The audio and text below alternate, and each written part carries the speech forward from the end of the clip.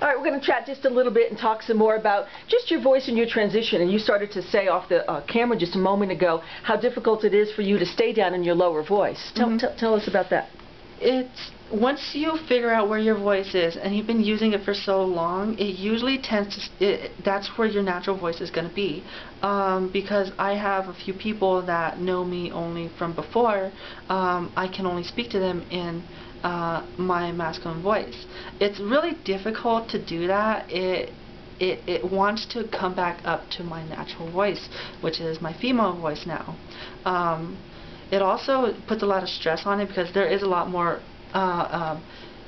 bass to it, so the vibrations from that is it makes your voice really sore. It gives you a hoarse feeling, but your voice does want to come back up, so it's hard to stay in that voice. So tell us a little bit more about before you came for voice therapy, some of your experience with you were saying earlier about overshooting the mark and that trying to play around with getting to where you were even before we started.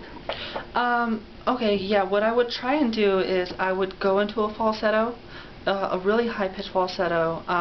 It usually tends to sound like Mickey Mouse, so if anybody is like wondering if that's right, then yeah, that's right. It's right for the beginning, it is. It is right for I had a gal the other day, he said, well, is Tiny Tim okay? I said, that's a perfect thing.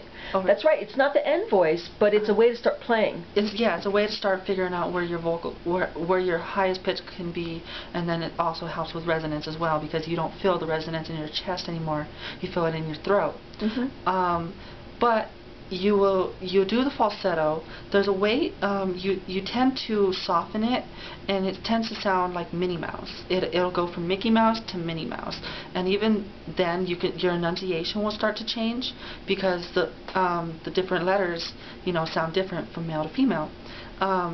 But once you get to that point, you can kind of soften it and bring it down slowly, slowly, and it'll eventually, find where it needs to be. So like I said, it does help with resonance and your enunciation. So what are the things that you think about to try? I know it's very natural for you now, but what are the things you think about or that you had to think about in order to keep it right where it is, because it's just so beautiful? Things that I had to think about was tightness in my throat. I had to keep an eye on it, where I was like, okay, it's getting too relaxed, and I'm falling too far into a deeper voice. And one technique that I really did use was kind of use different people as markers, because I would use my dad. I would talk to him in a very high-pitched voice because he didn't hear the changes in my voice, so I kind of made it noticeable.